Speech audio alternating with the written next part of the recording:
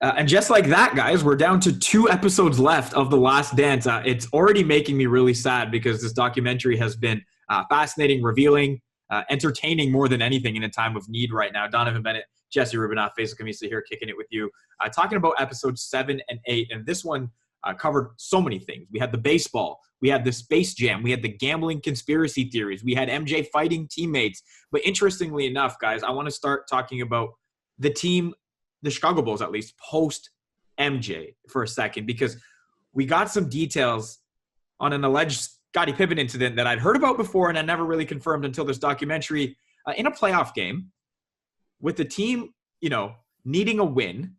Scottie Pippen, the star of the team, is asked to inbound the ball to Tony Kukoc with a couple seconds left. Phil Jackson draws up a play, and Pippen just refuses Donnovan to go into the game out of pride. It seemed like there was a good cohesiveness and unity with the Bulls team post MJ. Pippen himself said, hey, nobody was yelling at us. We kind of liked it. But then egos get in the way, and he refuses to go in the game. And if you watched us last week, you know that I try to contextualize things as to how they'd be covered today. My God, if that happened today, DJ, what would be the reaction? Because it was wild back then. He would have led every show. The hot takes would be coming not just from First Take. I remember that it happened and it was part of his legacy. I did not remember it was in the playoffs. Like, that just brings everything to another level. But I think it's all about the backstory.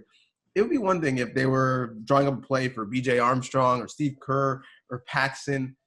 I think it was only because it was for Tony Kukoc. And the backstory that we've seen in previous episodes was that Scottie even felt the type of way about Tony Kukoc because Jerry Krause was going overseas recruiting Kukoc and willing to pay him money while Scottie had to wait for his negotiation. So yeah. I do understand emotionally why he got to that place. But, I mean, wait, how do you understand in any capacity? This is a playoff game with your team needing to win. You have a 3-time NBA champion coach drawing up a play based on this triangle offense that you guys have perfected without MJ, Jesse. And he doesn't want to go in the game. You're down 2-0, so it's about you over the team. That's what I didn't understand. This would never happen. And if it, like you said, if it did happen now, it would be a story for weeks and weeks and weeks.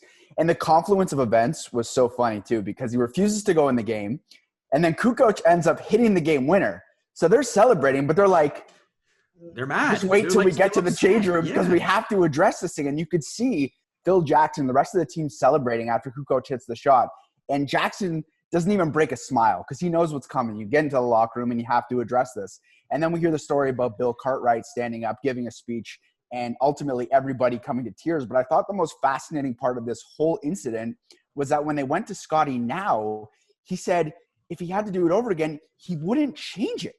And that was it. That was the end of the story. And it's like, what do you mean he wouldn't change it? This impacted your legacy as a player. So I thought that was incredibly shocking considering the blowback that he got from this incident. To the point where MJ himself said, yeah, Scottie messed up, dude. Yeah. Like, Scottie shouldn't have done that. Exactly. Did it impact it, though? He was still voted a top 50 player. Exactly. We all love basketball, and our memories of it were all kind of hazy, kind of a little bit, right? So it didn't impact it that much. I actually think the winner out of all this is Phil Jackson, because Phil Jackson's like, evidently I was right, because I drew up a play for Kukoc and he hit the shot. It is tough to reconcile now, especially because he doesn't seem to be that upset about it. But it was a fascinating part of the documentary for sure. So the Bulls go on to lose that series in 7 to the Knicks. And I found it so unbelievably fascinating that MJ is watching his former team get eliminated in a minor league baseball locker room because, oh my God, Michael Jordan decided at 31 years old, he wanted to be a baseball player now, okay? So let's delve into that. Jerry Reinsdorf owns the Chicago White Sox on top of the Chicago Bulls as well. And MJ said, hey, I want to do this thing. And Jerry's like, okay, like I'm going to pay you your basketball salary anyways, and you're going to ride the bus, and you're going to grind in these little locker room stalls. And, it looked like, Donnovan, MJ was liberated for a little bit. He looked to be thoroughly enjoying the experiences that came with being a minor league baseball player, grinding his way to success in a way that only MJ does. Shout out Terry Francona, who had some amazing sound bites. I was not expecting the Terry Francona side of this documentary, But yeah, I mean, the fact that he had to go to AA, not because he was that good. My guy hadn't played baseball since he was 17, since he was in high school. He was now 31. He had to go to AA because there was so much media attention. Only AA could handle it. That was crazy. The fact that he actually hit 200, barely, 202, but got there and drove in 50 runs was also crazy. I remember that he did that. And there was another ESPN film about him playing baseball. Jordan rides a bus, yeah. But still watching it was so bizarre. And you mentioned it, Faizal, the scene of him watching the Bulls in the playoffs and the media coming to his locker stall, getting his reaction. He's like smiling and he's kind of asking if you can watch in private. I know he claimed he was cheering for the Bulls, but we also know, and we saw in episode 7 and 8, how competitive he is. You know, he was kind of happy, like, yeah, they still need me. Can't do without me. Yeah, exactly. Yeah, Jesse, your thoughts on all of that, because again, like they wanted to probably send him down to a lower level, but they said they couldn't handle the media demands that were coming for that. So by default, MJ had to start in AA because their facility was just bigger. And here we get the crossover between Terry Francona and Michael Jordan. Yeah, essentially, I mean, he was set up to fail. To put someone who hasn't played baseball since he was 17 years old in AA, it's just not going to work. And the fact that you said, DJ, he hit over 200 was a story in of itself. But I think the interesting thing here is that over the years, I think you tell someone that Michael Jordan retired from basketball and went to go play baseball. It's like yeah, like what are you at the height of his powers? Like why would he do that? It doesn't make any sense. Powers. Exactly. But what I think the documentary did a really good job of was contextualizing it when it comes to his father's murder and the tragedy that played out there. Because his father ultimately wanted him to be a baseball player, and before his passing had said to Michael, I think, you should maybe go pursue baseball. And they had agreed that was what Michael was going to do. So when you put it in that context and that light, it makes a lot more sense that Michael Jordan would take on the challenge of leaving basketball to go play baseball, because he had just come off 3 NBA championships. He'd accomplished in his mind everything that he needed to. And now he wanted to go fulfill his dream and his father's dream. Ultimately, he ended up coming back to basketball. But I think the doc did a really good job of having that make sense. Yeah, we learned a lot of details about his father's death as well. Didn't come home and pulls over allegedly to the side of the road and gets shot, and his body's found in a river. And MJ's got to deal with all of that on top of obviously all the pressure that comes with being the best basketball player in the world. And it felt like he had enough. And that's why I was stunned, Donovan, that he decided to pursue a different challenge, because it felt as if MJ was just exhausted. And so this was not going to make it any easier, but he did it because A, he wanted to fulfill something to his dad, and B, people said he couldn't. And that was more than enough for Michael Jordan. Well, Sports Illustrated said he shouldn't. They said that he was embarrassing the game, and thus he just boycotted Sports Illustrated for the rest of his life. But that's how big of a story it was. He was on the cover of Sports Illustrated because he was in spring training with the Chicago White Sox. You talk about his father's death and him playing baseball and his gambling. All of those things were linked, not only in the doc, but at the time. And I thought they did a good job of maybe debunking some of the urban legends and myths about how his father's death allegedly happened, why he was allegedly not playing basketball anymore and went to baseball, and the theory of this was David Stern suspending him for his gambling endeavors. I still can't believe that he starts playing baseball in AA with a 13-game hitting streak. Come on, to start. But I also can't believe that he played baseball in the prime of his basketball powers. The real shocking information for me, and Jesse, I'd love your take, is, so we know the premise of The Last Dance was that Reinsdorf has had enough. He's tired of paying these big salaries, and Jerry Krause wants all the credit. Okay, I get it. So 4.5 years later, you can't pay Phil Jackson, make him the highest paid coach in basketball. You can't come off the deal that you gave Scottie Pippen and give him the money that he deserves. But you're paying Michael Jordan to play baseball with his basketball salary? That part didn't make any sense. Why don't you take some of that money and spread it around and keep the rest of the team happy and keep this dynasty going?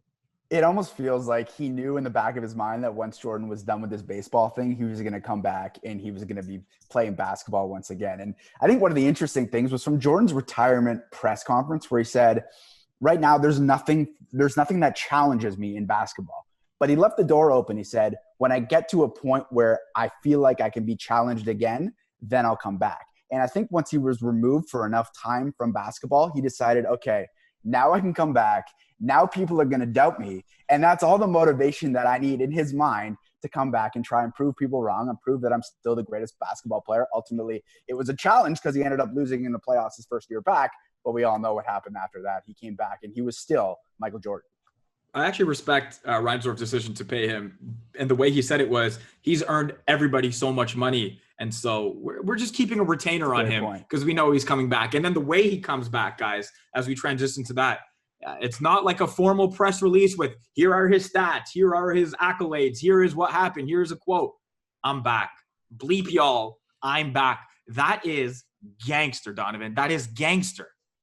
Yeah, it was. What was not gangster was wearing the number 45. No. Because it didn't look right then. It didn't look right watching it again now. He didn't really play that well in it, other than when he gave the Knicks the double nickel and scored 55 at MSG. But yeah, watching him come back mid-season, really, towards the end of the season, with a baseball body trying to bring the Bulls back to the championship, that was some good stuff. Well, let's talk about the return to 23, because all it took was one comment. All it took was one comment in a postseason from Nick Anderson when they lost a game and Nick Anderson went off and MJ had the ball stolen and blah, blah, blah, blah, blah. 45 isn't 23.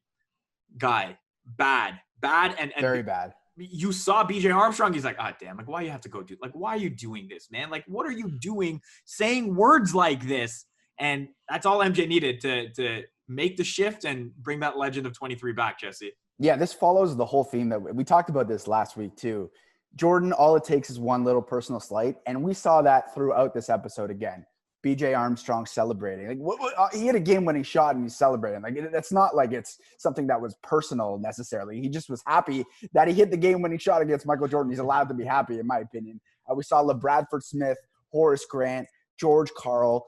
All it takes is one little thing. The George Karl situation, he sees him in a restaurant. They're playing against each other in the NBA Finals. And he doesn't say hi to him. He's like, okay, that's all I needed. That's all I needed to take over now. And it's like anything that he can find to use as motivation, he finds, even when it's in his own mind. He came out and said afterwards that he made up the LeBradford Smith story with the nice game mate. Insane. Like, what is that? What kind of behavior is that? And he conjured up that whole story in his mind to come out and be able to crush the guy and score 36 points in the first half of the next game. It's insane what he was able to do. Also insane was probably having to practice with him, as Scott Burrell and Steve Kerr know as well. First of all, with Burrell, he's trying hard to goat this guy into fighting. MJ wants him to fight him so he can show a toughness. He's like, nah, he's too nice of a guy. Not Steve Kerr, though. Steve Kerr's like, nah, I'm done with you. I'm going to punch you and you're going to punch me back. I'm going to push you and you're going to punch me in the face. And Steve Kerr said, that's the greatest thing I ever did because it turned me into a man. Like, I'm glad I didn't back down on MJ because I gained some respect. But think about that. Like, going to practice, having to deal with beef in itself. And I just love how BJ Armstrong, like 20 years later, is talking about it. And he's like, is he a nice guy? And he pauses because he's scared in 2020 to say, no, MJ's not a nice guy. You saw this look on his face, DJ. And he's like, oh my God, I have to say this, but I'm scared of what's going to happen next. Steve Kerr, Scott Burrell incidents. Again, legendary ones. I wish there was video of the punch. There wasn't, but I'll take the recanting from these players. Yeah, so episode 7 ends with Jordan addressing whether or not his teammates think he's a nice guy. And the most emotional to this point that we've seen Michael Jordan. Not about him talking about his upbringing in North Carolina and a racist situation. Not about, him being doubted as a young player, being cut from his team in high school, being injured, as a sophomore. The passing of his father, although he does get emotional. The most emotional, by far, is when he's talking about him driving other people and really what it takes to lead. And he basically says, listen, if you're not willing to take the ridicule, then you don't need to play with me. And you could see that he was reconciling with the fact that a lot of his teammates now, he knows, don't like him, but they also have rings on their fingers thanks to him and thanks to the way he drove them. All right, guys, biggest L of the episode. Okay, I have some options here for you. You tell me what you think. The NBA, when he retired, gambling conspiracy theorists, Sports Illustrated after Baggett Michael and the boycott, Scott Burrell being ripped Scottie Pippen on the revelation. He didn't want to go into the game. The number 45, Nick Anderson after the 45 isn't 23 quote, and the 35th man on the AA roster of the Birmingham Barons, who inevitably got cut because MJ had to take his spot. DJ. Or a write-in candidate. Can I give you a write-in candidate? Sure. Ron Harper. Where is Ron Harper? we are now 80% through the series. I've seen Bill Wennington, VJ Armstrong, Steve Kerr, a bunch. Judd Bushler, Tony Kukoc basically had his own episode. Ron Harper was like a big part of this team. I've heard more about Carmen Electra than I've heard about Ron Harper. I don't know what Ron Harper did to Michael Jordan, why he has yet to be featured in the series. But if you were to tell me that I was going to get like over 5 minutes of Scott Burrell and under 30 seconds of Ron Harper, I would have taken those odds. I think the biggest winner, you didn't ask me, but I'm going to give it to you anyways, Ahmad Rashad. What life has Ahmad Rashad lived that he was an NFL player, a broadcaster, he gets all the interviews and access with Jordan. In his wedding party, he had O.J. Simpson and Bill Cosby. Didn't age well, but I'm just telling you, the level of celebrity of Ahmad Rashad for some reason. He aged well, though. And he's like 70, yeah, and he looks amazing. 70 and he looks fantastic. Jesse, biggest loser. Yeah, Faze, first of all, I got to shout out your list because every single one of those people and numbers and everything that you listed, they're all losers. But I think we got to go back to Scottie in this situation because it's not going into a game during the playoffs, even though he said he wouldn't redo it. It impacted for his teammates, I think, his legacy a little bit. So I would have to say Scottie Pippen. In terms of winners, shout out Steve Kerr, man. The guy stood up to Michael Jordan in a practice. And I know if that was happening to me personally, if MJ was down my throat all practice long, I'd be in a corner somewhere crying. I wouldn't react like Steve Kerr, standing up for myself, getting punched in the face, and then handling it with a phone call almost immediately after and getting over it. I'm going to punch you next time I see you at work. No, I'm kidding. I'll go right back to the corner. I'm kidding. My biggest loser is Sports Illustrated. I respect your journalistic integrity and thinking that you're cool and having to rip MJ, the baseball player, but man, you cost yourself. You cost yourself MJ for the rest of his career, and it's pretty fat. You would love a quote from him right now, given everything that's going on, wouldn't you? And given the shape of your company. So Sports Illustrated, I think, takes the biggest L there. Big up Michael Jordan, baseball player. I know we laughed 202 and 50 RBI.